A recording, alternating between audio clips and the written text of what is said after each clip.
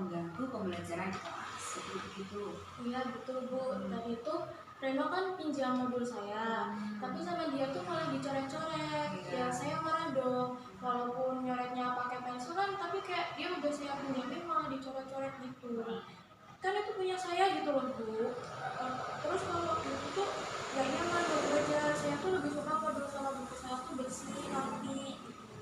Oh begitu. Ya wajar kamu marah. Misal ibu posisinya seperti kamu, juga ibu akan melakukan hal yang sama. Terus tadi kamu melakukan apa sama Reno? Saya tadi marah-marah ke dia, ngomong pakai nada tinggi gitu.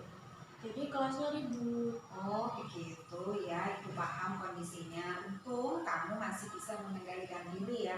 Kamu sebetulnya kan bisa berbuat lebih dari itu, misalnya gantian mencoret-coret buku Reno. Tapi ya nanti masalahnya pasti tambah lebih panjang kan.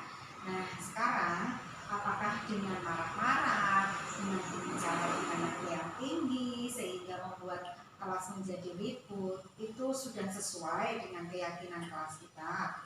Tidak. Tidak. Saya jadinya tidak menghormati orang lain, terus saya mengganggu kenyamanan dan ketertiban di kelas. Oh begitu. Berarti menurutmu menghargai, menghormati orang lain itu penting? Penting. Penting. Menjaga kenyamanan dan ketertiban kelas juga penting? Penting juga. Penting. Lalu bagaimana sekarang? Apa yang akan kamu lakukan? Saya harusnya bisa lebih sabar, lebih mengendalikan diri. Jadi saya ngomong baik-baik ke Reno, nggak perlu pakai nada tinggi, nyelesain masalahnya baik-baik. Oh bagus sekali, itu menghargai apa yang akan kamu lakukan. Baik, sekarang kita panggil Reno ke sini, bisa duduk bersama menyelesaikan. Iya Bu. Terima kasih. Setelah ngobrol sama Bu Ana tadi, perasaan saya jadi lebih lega, lebih tenang. Soalnya saya juga bisa menceritakan tentang perasaan saya ke Bu Ana.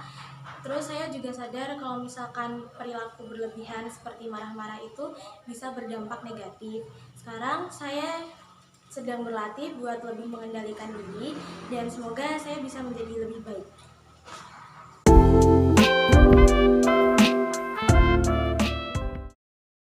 Mohon maaf ya, tadi Ibu mendapat laporan bahwa terjadi keributan antara kamu sama Tina sehingga mengganggu pelajaran ekonomi. Itu.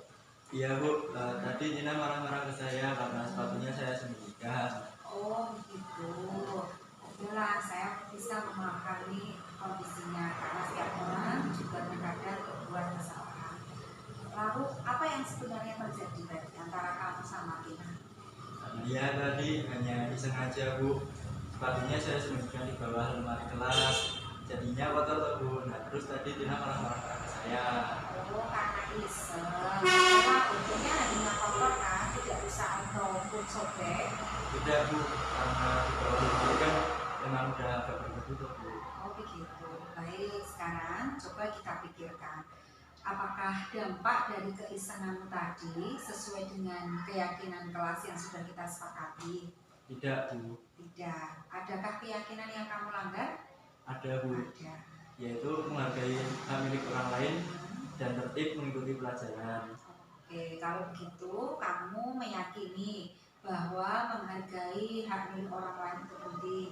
Penting Bu. Penting. Menjaga ketertiban dan kenyamanan saat pembelajaran di kelas juga penting. Penting juga Bu. Penting. Oke, kalau begitu seharusnya kamu bagaimana untuk menjalankan keyakinan kelas yang sudah kita sepakati? Ya harus ikut menjaga dan menghargai hak milik orang lain, dan juga ketika pembelajaran harus memperhatikan bukan malah iseng Bu. Oke, baik. Berarti kamu sudah bisa memahami keyakinan kelas yang sudah kita sepakati. Lalu sekarang usaha untuk memperbaiki itu bagaimana? Ya yang pertama saya akan meminta maaf ke Tina karena tadi sudah bisa. Kemudian saya akan meminta maaf kepada Bu Reni karena telah mengganggu pembelajaran ekonomi tadi. Ya, bagus. Kamu sudah bertanggung jawab terhadap apa yang kamu lakukan.